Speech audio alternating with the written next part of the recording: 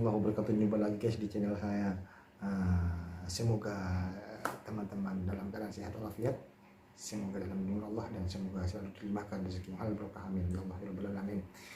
Kali ini guys kita akan mereaksi sebuah video pengajian dari Ustadz Auni Muhammad.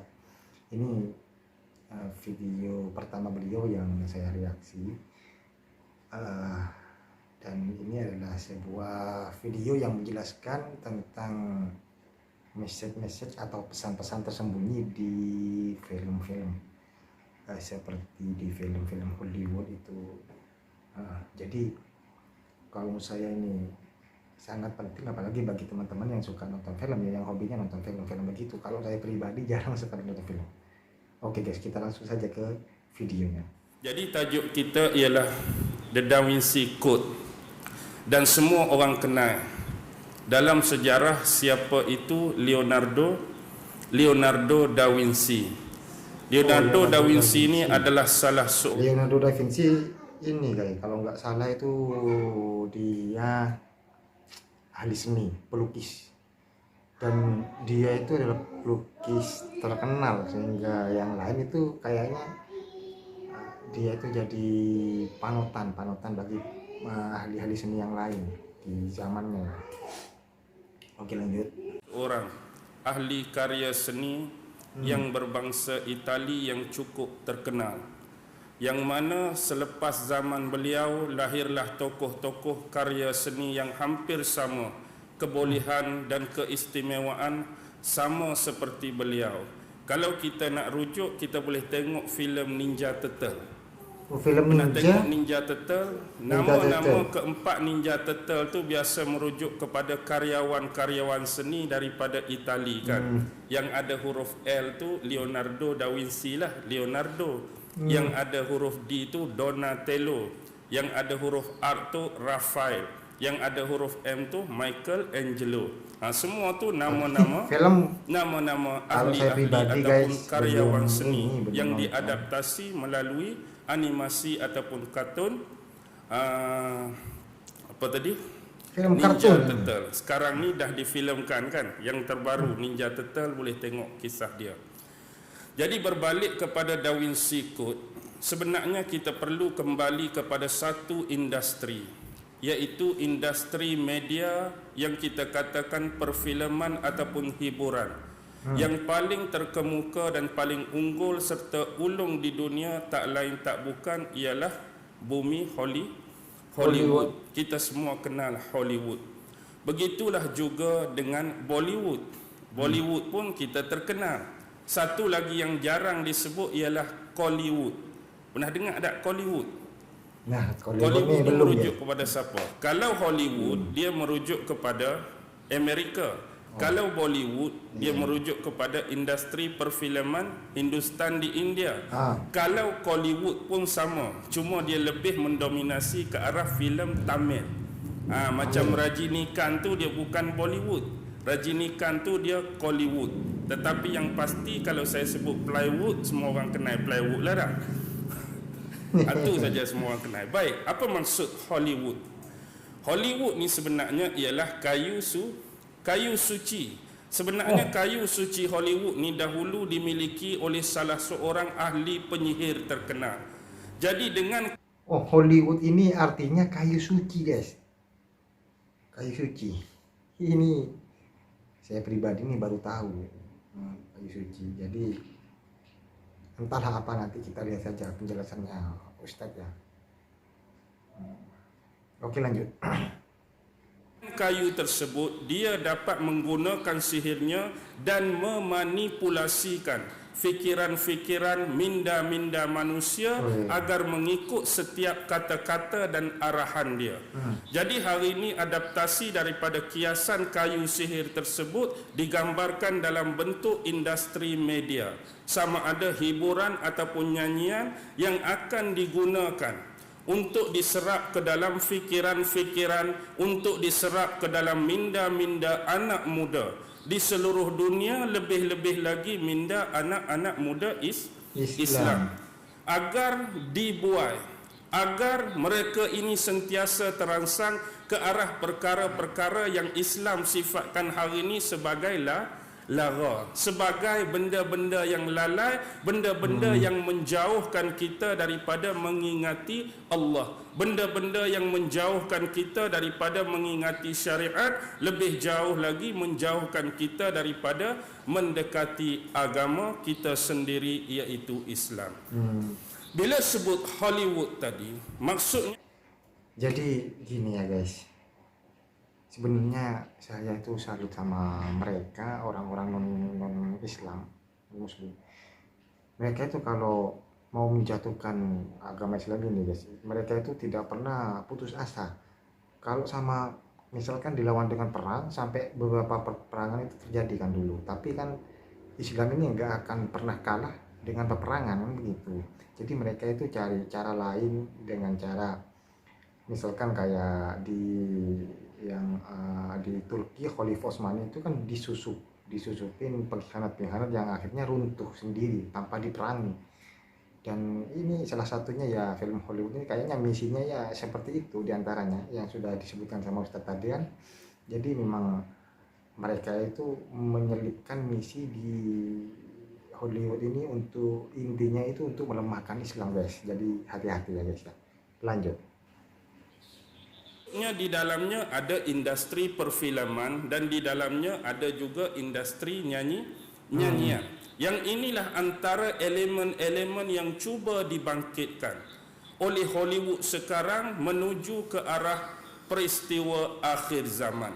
Kalau kita lihat filem-filem yang dihasilkan, nyanyian-nyanyian ataupun lagu yang dihasilkan banyak mengandungi unsur-unsur yang diselitkan mesej-mesej tertentu, terutamanya tentang ketibaan Dajjal itu sendiri. Saya ambil beberapa contoh yang paling mudah.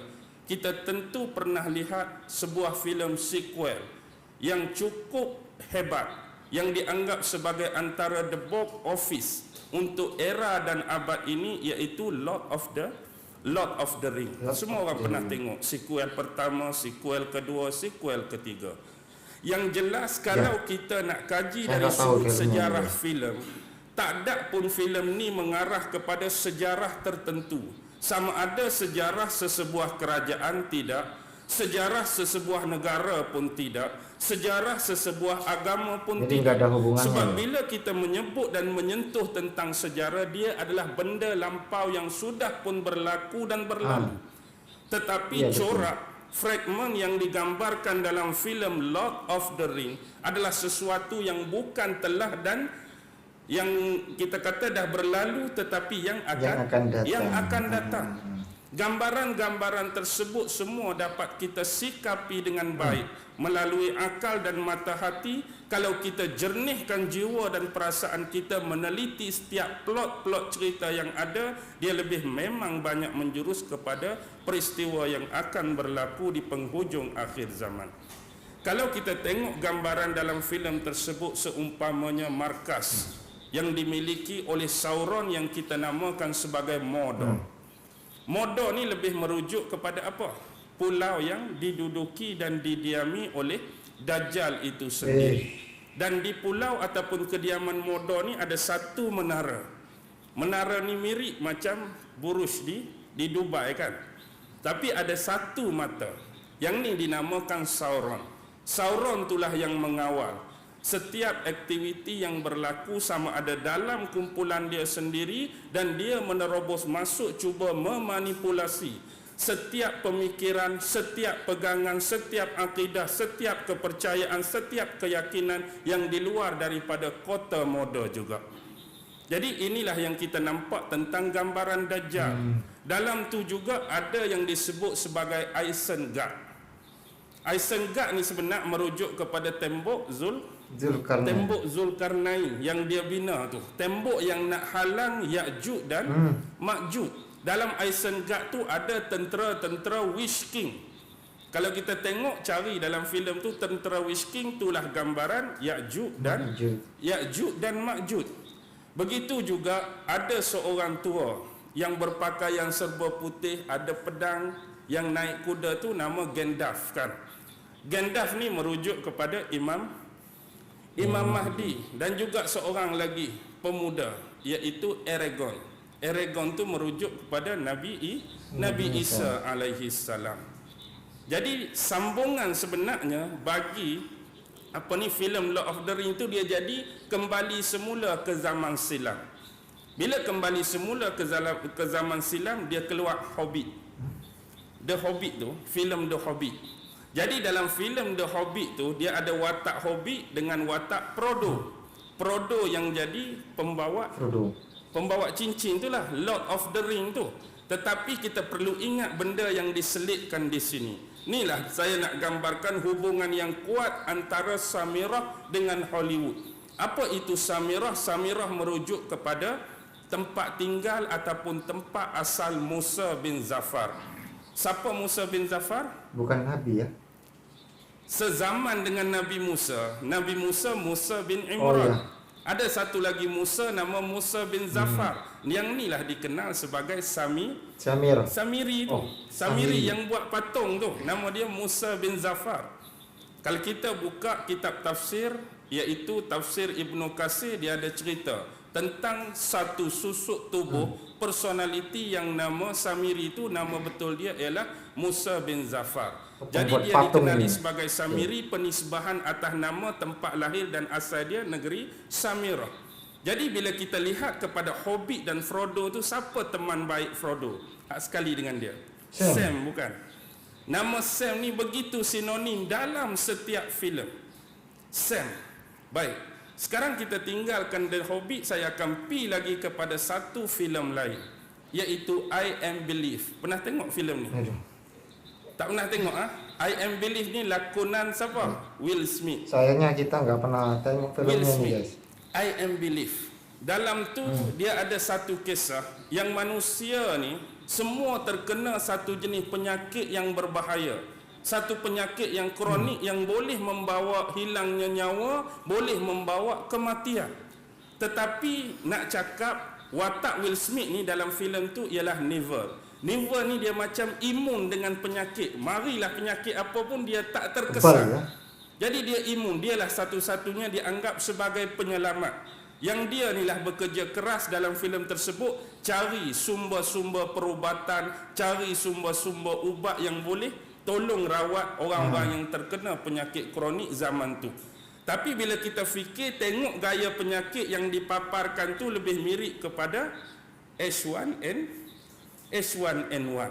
Waktu tu pula filem tu keluar, memang penyakit H1N1 tengah mula tersebar.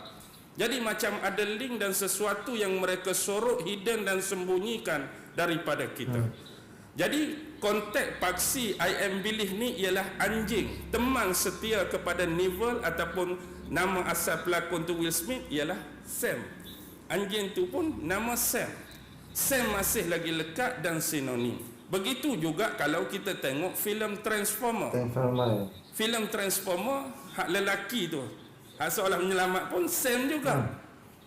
Tu Sam juga. Jadi banyak benda-benda yang melibatkan dengan nama Sam. Bahkan negara Amerika sendiri pun sinonim dengan negara Uncle Sam. Yang pakai topi panjang tu kan. Yang pakai apa ni dia panggil? Kerat. Bow tu. Itulah Uncle Sam. Jadi ramai tak tahu Uncle Sam tu merujuk kepada siapa. Ingat Uncle Sam saja-saja. Tapi Uncle Sam tu merujuk kepada Samiri zaman Nabi Musa. Itulah Uncle Sam. Tapi Uncle Sam ni berbeza dengan Dr. Sam kita saya anak Malaysia dulu kan. Tahun 80-an kita ada menyanyi saya anak Malaysia tu, Dr. Sam lain, tak ada kena-mengena. Okey. Sekarang tu salah satu ataupun beberapa contoh tentang perkaitan filem-filem yang ada mesej-mesej tertentu. Contoh filem-filem lain saya ceritakan seperti filem King Kong. Kalau kita tengok filem King Kong, agak-agak mesej apa yang Dajjal nak bagi? Cerita binatang besar, tak ada kena-mengena. Tapi kalau kita tengok betul-betul perjelas dan halusi, kita tengok peta antara kru-kru ahli penggambaran, hak bawa kamera, hak bawa peta, hak bawa alat-alat rakaman nak pi tangkap apa? Nak pi tangkap, nak tengok gambar, nak buat liputan besar-besaran secara live, secara langsung King Kong. Tetapi gambaran perjalanan, peta nak pi ke pulau King Kong tu ada mesej di situ. Kalau kita perhati, seolah-olah macam Dajjal nak tunjuk pulau dia yang selama ni terselindung, selama ni tersembunyi. Walaupun bukan pada mesej pada King Kong tersebut. Atau mungkin King Kong tu dia nak gambar dia lah, paling hebat sekali, tak ada orang boleh lawan. Mana tahu, wallahu alam. Begitu juga dengan filem antara yang dikatakan terbaru, The Egyptian God. Egyptian God. Ni tanya Mak lah sebab dia yang bagi clue ni kat saya. Egyptian God tu pasal Tuhan Horus, Tuhan Isis, Tuhan Osiris, legenda-legenda purba Mesir dulu. Walaupun dia legenda, dia tetap ada hubungan dengan kekeluargaan sekarang. Nanti saya akan sebut siapakah lagi Saki-Baki keturunan Fir'aun, siapakah lagi Saki-Baki keturunan Namrus, dan pembesar-pembesar golongan elit daripada kedua-dua istana tersebut yang sedang mendominasi dan memerintah dunia kita sekarang. Kalau kita tengok lagi contoh filem lain, The Fifth Wave. Pernah tengok filem The Fifth Wave? Aduh. The Fifth Wave ni ialah wave Saya ni, kita kata apa? Nonton soalnya filmnya ni. Macam wave radio kita ni lah. Gelombang tu, 5 gelombang. Sebenarnya dia nak cerita pasal teknologi HAARP. HAARP tu, HAARP, High Frequency Active Aurora Research Program. Yang sekarang ni pusat dia berada di Gekona, Alaska. Ada juga di Jikamarka, Peru. Ada juga di Norway. Ada juga di Sweden. Yang dikatakan dengan alat HAARP ni mereka mampu buat hujan sendiri. Dengan alat HAARP ni mereka boleh buat puting beliung. Dengan HAARP mereka boleh buat ribut taufan. Dengan HAARP mereka boleh buat tsunami. Bahkan dikatakan desas-desus setiap peristiwa, kita katakan bencana alam yang berlaku dalam dunia kita antara dekad-dekad awal ni lebih banyak merujuk kepada alat yang dikatakan sebagai HAARP. Jadi itulah 5 jenis gelombang yang digunakan untuk bencana-bencana alam tersebut. Jadi jangan kita fikir benda ni main-main. Sebab kita asyik duk main ya ke, betul ke tidak, orang lain dah lama dah naik ke bulan. Kita ya tidak, mari dah angin taufan. Kita ya tidak, tsunami baham kita dah. Jadi itulah takat kita duk main ya tidak, duk main fikir betul atau salah. Jadi dalam industri perfilman, sutradara mereka itu sebenarnya menyimpan banyak mesej di film-filmnya. Kalau teman-teman yang suka nonton, yang hobinya nonton film, ya sebaiknya hati-hati saja, supaya keyakinan kita itu tidak berubah. Jadi tetap teguhlah dalam iman yang kalian pelajari dulu di madrasah-madrasah, di sekolah-sekolah, begitu guys. Sayang sekali tadi, sebenarnya saya kan memang ini guys, jarang nonton film. Jadi beberapa judul yang disebutkan Ustadz Auni itu sebenarnya sampai banyak yang nggak tahu guys. Yang tahu itu cuma kayaknya itu tadi Transformer, ya itu yang kalau nggak salah, itu loh yang robot itu loh, yang ya itu sudah kalau nggak salah. Tapi kalau teman-teman banyak yang tahu, ada yang tahu beberapa judul film tersebut, bolehlah simpan di komentar ya. Oke lah guys, baru tahu lah saya di Malaysia ada ustadz macam nih, ustadz yang benar-benar pengalaman kayaknya dalam segi ilmu-ilmu seperti inilah, ilmu-ilmu yang memang kita jarang ketahui gitu guys. Jadi ini sangat penting sekali, dan insya Allah kedepannya saya akan lebih banyak lagi mereaksi video beliau, Ustadz Auni Muhammad gitu. Baiklah guys, terima kasih sudah menonton video ini sampai selesai. Bagi teman-teman yang mau menonton video aslinya, sudah saya sediakan linknya di deskripsi. Dan terima kasih juga bagi teman-teman yang sudah share, like, dan subscribe. Oke guys, jika ada kekurangan itu mulai dari saya. Akhir kalam, Assalamualaikum warahmatullahi wabarakatuh.